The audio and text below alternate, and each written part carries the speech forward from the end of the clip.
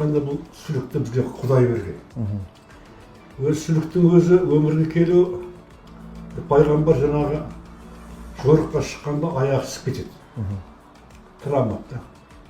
Аяқ ісіп енді ол кезде хирургтар жоқ, отау жасайтындар айтады, аяқты кесеміз дейді. Сөйтіп жаңағы барып, бұлаққа барып, аяғы ыстық қой онда. Воспаление болғаннан кейін қабынып, өлісі болғаннан кейін өре температура болады. Шыдай алмай жаңағы бұлаққа аяғын салса, жаңағы сүліктерге сорады. Сөйтіп, сүлік сорғаннан кейін жаңағы ауырсынып, синдром жоқ болады. 2-3 күннен кейін жаңағы аяғы орнына келеді. Міне тарих содан басталады. Oradan баяғыдан келеді. Кейін бұны көптеген шетелде жасады, біздің елде де жасады баяғыда. Өзі бұл Құдай берген бір дәрінің немесе